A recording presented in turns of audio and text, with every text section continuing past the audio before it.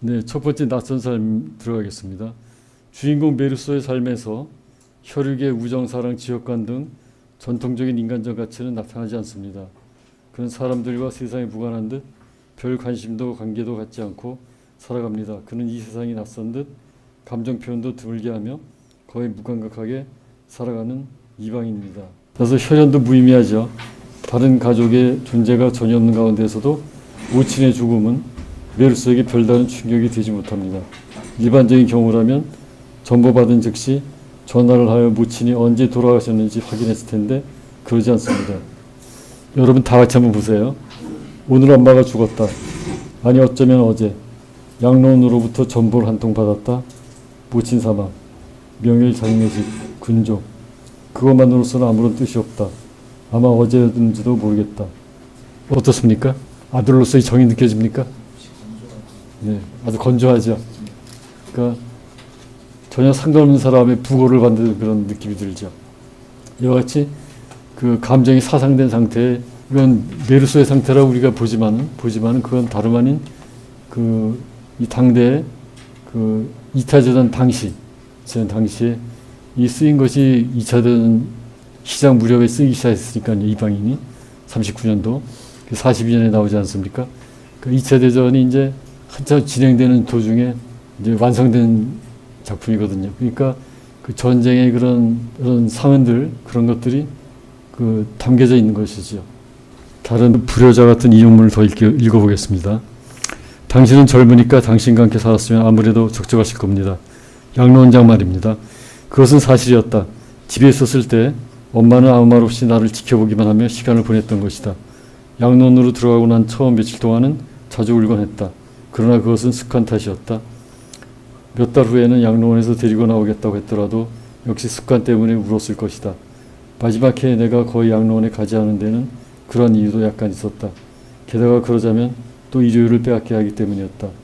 버스 정류장까지 가서 표를 사가지고 2시간 동안이나 차를 타야 하는 수고는 그만두고라도 말이다. 그러니까 불효자식이죠. 그 다음에 보면은 양로원에 도착해서 명안실에서 문지기가 모친의 관의 뚜껑을 열어보이려 하지 않기를 제지합니다. 그 다음에 밤새마로 온 조문객들 앞에서 커피를 마시고 담배 피우다가 깜빡 잠에도 들기도 합니다. 네, 저도 이거 프랑스 관습은 몰랐는데 커피 마시면 안 되나 봐요. 우리는 장례식장에서 커피 마시잖아요. 네, 그것도 확실히 관습의 차이입니다. 이 커피 마신 게 나중에 커다란 하자가 되죠. 재판정에서. 그 폐륜적인 행동이 됩니다. 커피를 마신 게. 또 메르소의 심정을 얘기합니다. 아름다운 하루가 시작하려는 참이었다. 나는 오랫동안 야외에 나가본 일이 없었다. 그래서 엄마 이만 없었다면 산책하기 얼마나 즐거울까 하는 생각이 들었다. 이방인 32쪽입니다. 근데 이제 그 메르소가 왜 그렇게 그런 어머니 앞에 모친의 시신 앞에서 덤덤한 표정을 짓느냐 하고 북선 변호사가 이제 물어보거든요. 왜냐면 뭔가 나름대로 변호를 해야 되니까 그 일 물어봐도 메르소의 대답은 다음과 같습니다. 나는 원래 육체적 욕구에 밀려 감정은 뒷전이 되는 그런 천성이라고 그에게 설명해 주었다. 그러니까 국선 변호사는 또 할 말이 없는 거예요. 뭔가 변호해 주고 싶어도 메르소는 자기 심정을 그냥 담담하게 얘기할 뿐입니다. 서류 요식행위가 끝나고 양로원장이 관뚜껑을 닫기 전에 마지막으로 모친을 보겠냐고 묻자 메르소는 여전히 보지 않겠다고 대답합니다. 장지로 가는 도중 모친의 나이를 묻는 인부의 질문에 메르소는 잘 모르기에 얼버무립니다. 찐 듯한 더위 속에 장지에 갔다 돌아온 메르소의 기억 중 최종의 것은 이제는 드러누워 12시간 동안 실컷 잠잘 수 있겠구나 하고 생각했을 때의 나의 기쁨입니다. 다음날 바닷가에 놀러간 메르소는 옛 회사 동료였던 마리를 만나 그녀가 원하는 코미디 영화를 보고 집에 데리고 와 같이 삽니다. 일요일이 되어 늦잠을 잔 뒤 무료하게 창밖을 내다보며 한나절을 보낸 그에게는 변한 것이 아무것도 없습니다. 나는 일요일이 인용입니다. 나는 일요일이 또 하루 지나갔고 엄마의 장례식도 이제는 끝났고 내일은 다시 일을 시작해야겠고 그러니 결국 달라진 것은 아무것도 없다는 생각을 했다.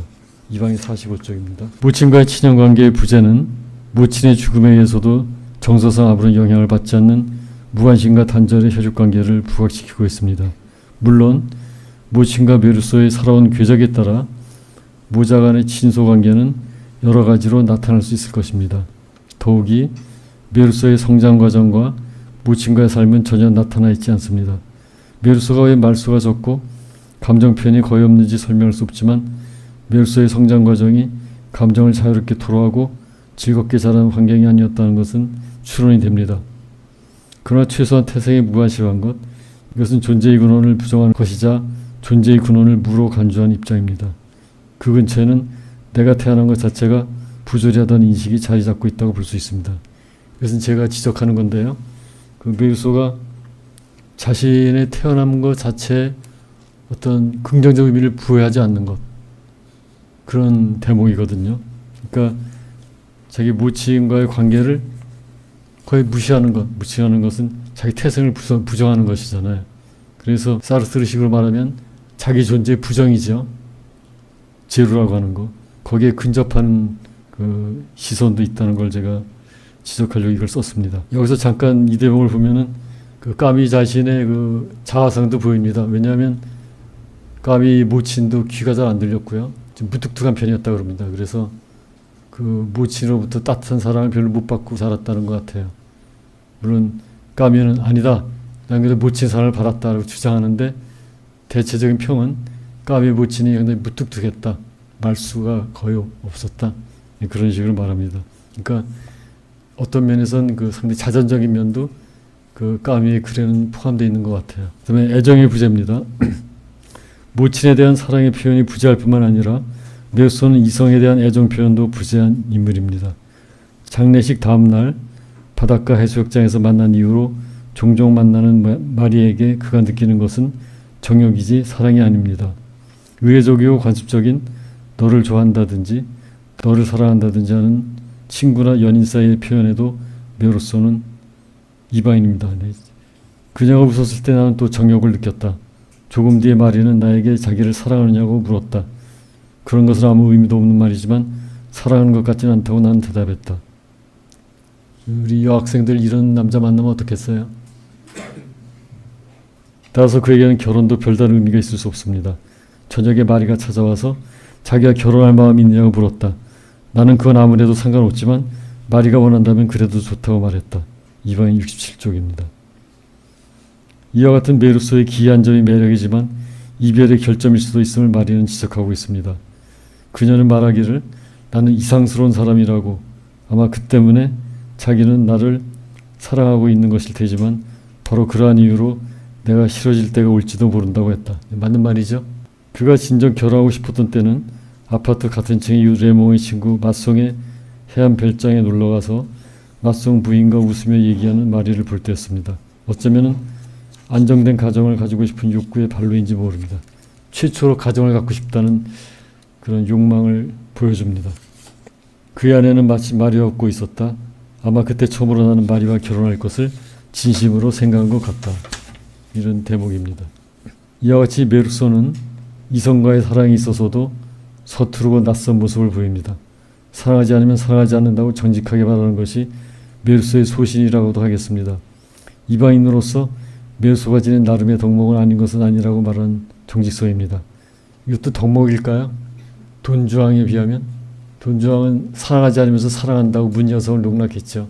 그런데 메르소는 사랑하지 않으면 사랑 안 해. 난 그냥 네가 좋을 뿐이야. 이렇게 말하는 스타일이죠. 이방인으로서 메르소가 지닌 나름의 덕목은 아닌 것이라고 말하는 거죠. 그러니까 사랑하지 않으면 사랑하지 않는다고 정직하게 말합니다.